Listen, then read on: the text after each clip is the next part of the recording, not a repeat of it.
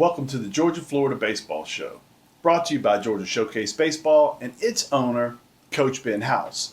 After the break, we're going to have Coach Ben House, we're going to have Freshman All-American Tre Phelps and his father, Eddie Phelps, and they will tell us about life in the SEC. Trey will tell us about the adjustment process to the SEC. He and Eddie are going to talk a little bit about why he was so prepared for SEC baseball. And then Eddie's going to tell us a tremendous story about how Trey inspired him to get healthy when he had a couple of very scary health battles in his life recently. And all of that will happen after the break.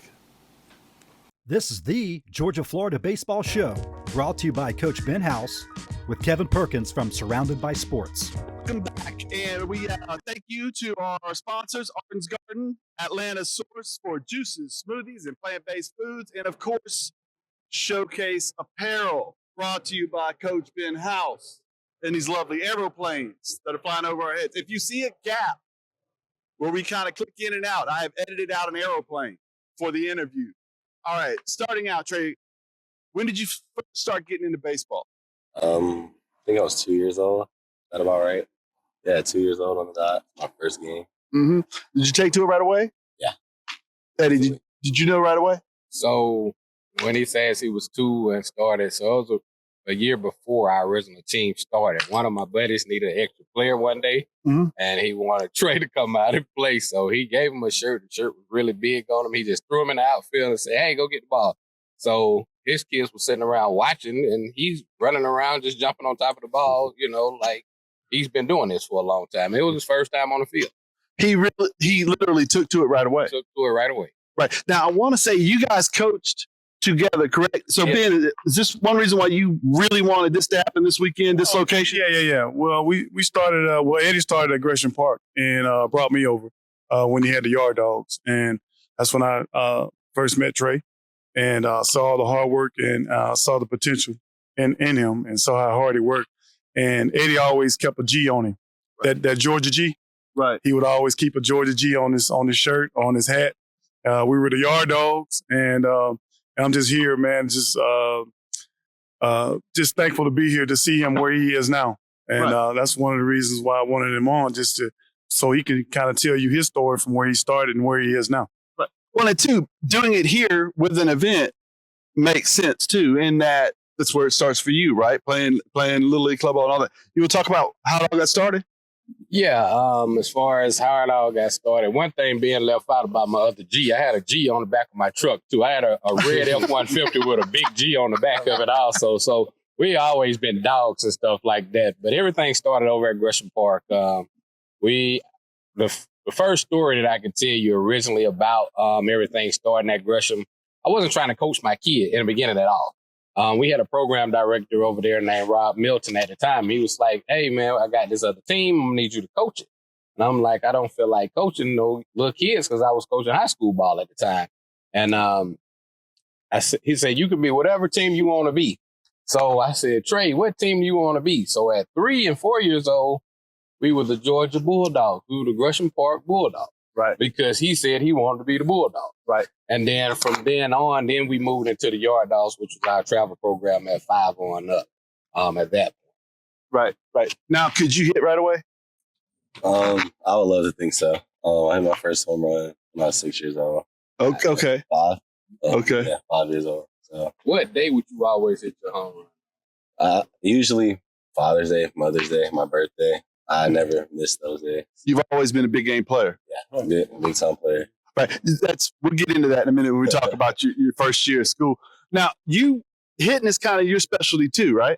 Yeah. So, I train a lot of guys that play big league ball and play college ball and little kids also at this point. So I've actually been training him ever since he was able to walk and stuff like that. We actually had a cage set up in our garage at one house. We had a cage set up in our basement at one point. And I always had a facility also. So he's always been that kid that hit.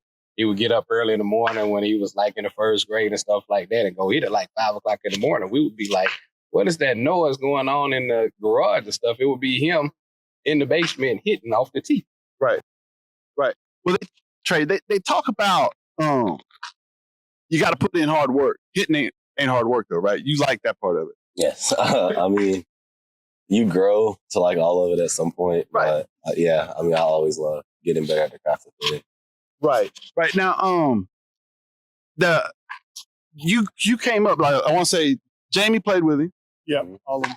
Right. Jamie, Kelsey White Yes. Jr., Amari Daniel. Yes. Right. And all of you guys, like, Jamie's in junior college right now. Kelsey White's at Southern. We've interviewed him. We interviewed Amari. He's playing in the minors.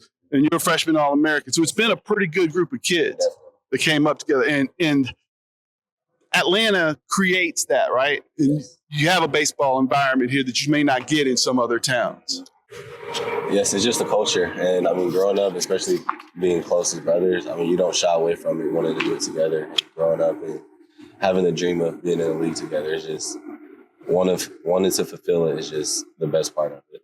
It's pretty great when you have 4 or 5 people that are like-minded, right? That you can pick up the phone and go, hey, man, let's go hit. Let's go. Don't lay around. Let's go do something, right? You get to Georgia. You told me, Eddie, you knew right away he could hit at the Power 5 level. Do you want to expand on that? Because I saw him over the years playing travel ball and things like that and playing at high levels against a lot of these kids. So going into the SEC, he had faced a lot of these guys already. Right. I actually had began to let Trey play up in levels and stuff like that.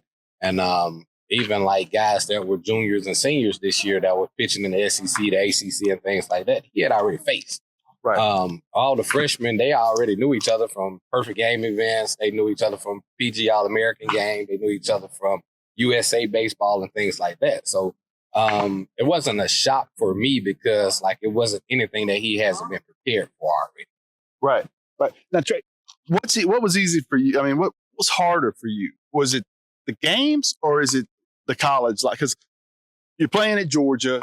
I'm sure you're working hard. You're lifting weights a lot. Your school's got to be tough, and all that stuff's got to go up. I mean, every show we've talked about with coaches is that they talk about have it better than 3.0. Have it. What's the hardest part of Power 5 life?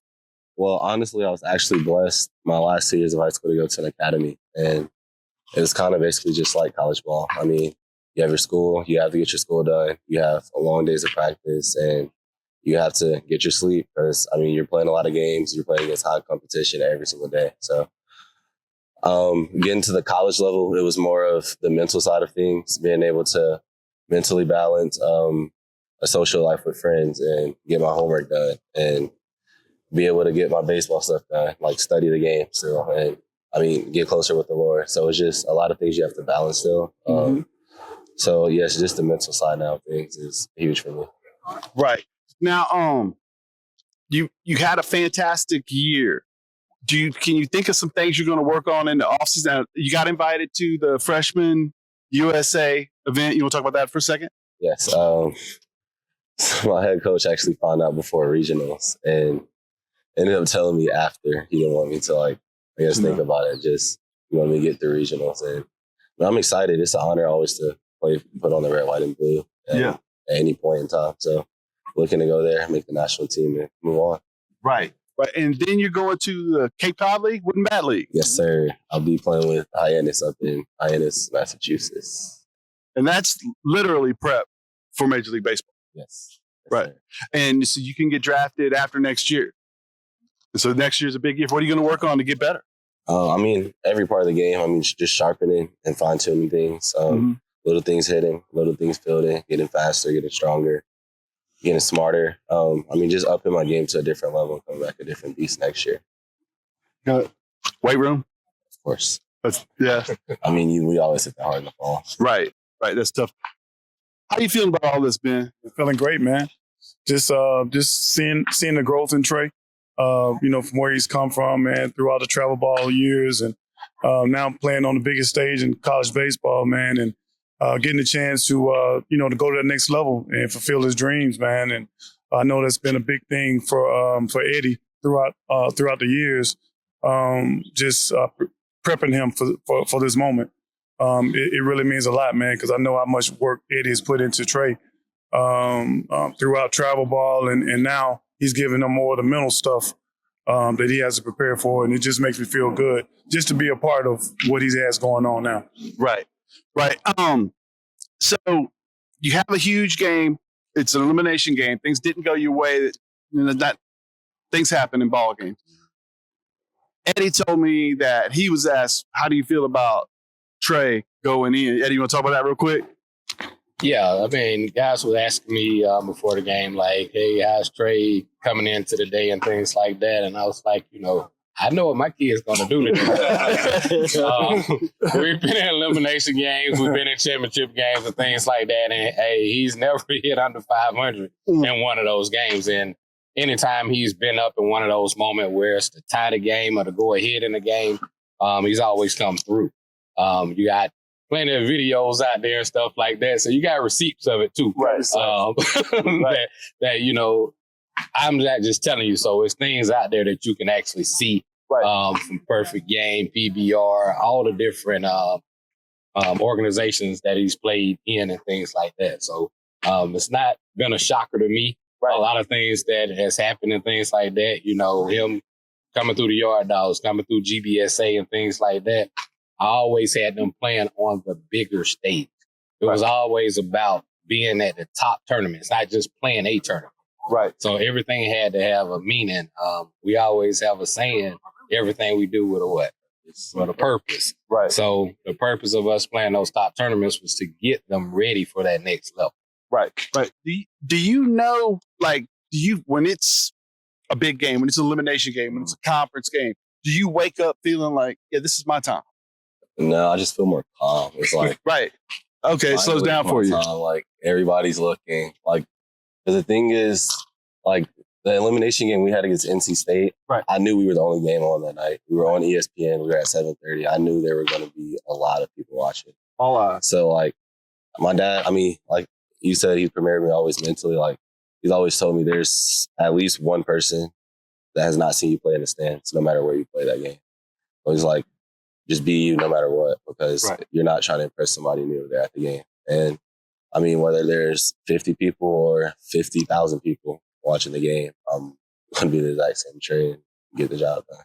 Eddie, did you want to say something? Yeah, I want to elaborate on one thing also. So it was one, we were at Mississippi State early in the year, and they actually have these grills set up in the outfield. Right. So one thing, everybody was like, man, the guys out there, they chirping that Trey. They got grill smoke coming off there and stuff like that. And they was like, you think he's okay? I was like, playing at Gresham Park at 6 years old, like not at 12, 13, but at 6 years old, you got people grilling outside the fence, talking junk, hey, doing their thing, and it's loud out there. And he was already used to playing in front of that. So all of the things that actually came together, like I say, that was one of the best things that I know we as dads actually did. We put our kids in hostile environments early. Right. So when it came down to it, they had no problem. Right. Even like we're out at Texas A&M this year, and he's not playing this game and stuff like this. They got a kid that comes in throwing 101. And the left fielder goes down in the game, and coach is like, hey, Trey, go grab a bat. He first pitch he takes, and the second pitch he knocks off the scoreboard. Right. A kid throwing 100 miles an hour. You let me know anybody really they can just come off the bench and see 100 and lose it. That's the hardest thing to do. They say hitting a baseball is the hardest thing to do in sports. And the hardest thing to do when you're hitting a baseball is to come in dry off the bench and get a hit. And 100 mile an hour makes it even harder. Right. All right, we're going to take a quick break, and then we're going to get a commercial in, and then we're going to come back and we're going to wrap this thing, okay?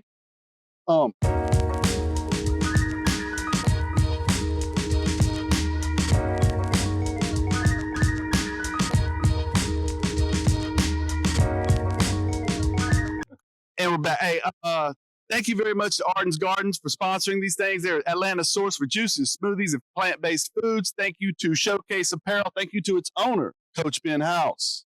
Sir, thank you. The fit for you, for your team. All right, let's do that.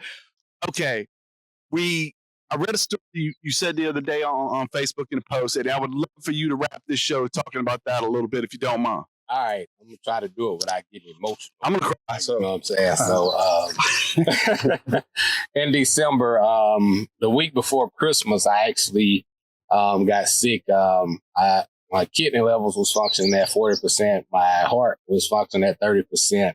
When I got to the hospital, my blood pressure was 200 and something, over 200. My sugar level was up at 600 and things like that. And people were like, you should have had a stroke. You should have had a heart attack. You should really be dead.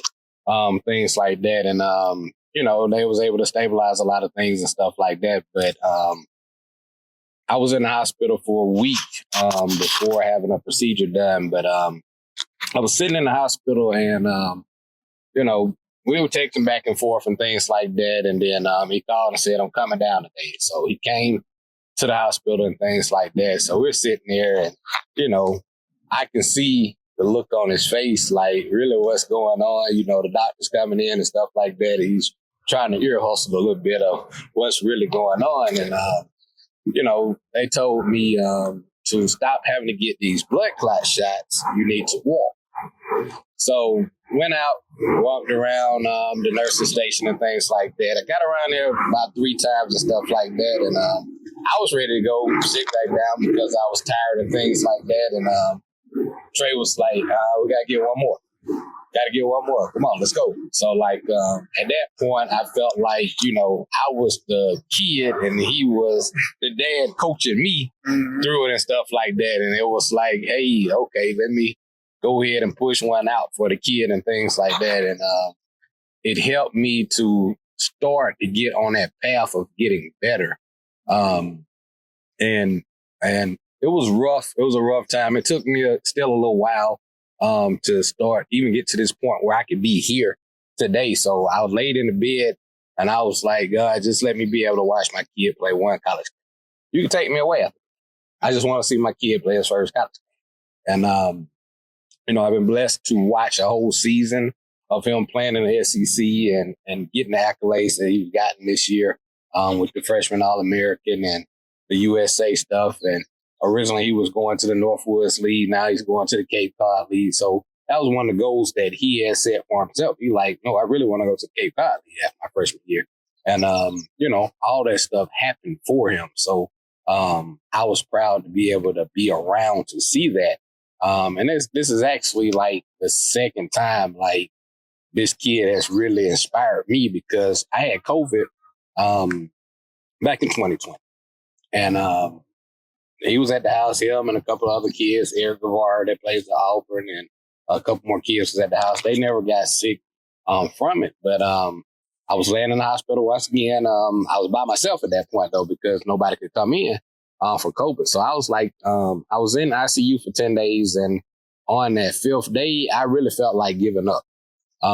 He was on the field one day and he started crying and stuff like that. So they had to pull him off the field and stuff. And he called me. And when he called me, he was like, you good? I was like, yeah, I'm good. He was like, no, you're not. He was like, but you Batman. You know what I'm saying? That's one thing I always like, I'm Batman and stuff like that. And he was like, you Batman. He was like, Dad, you do everything for me.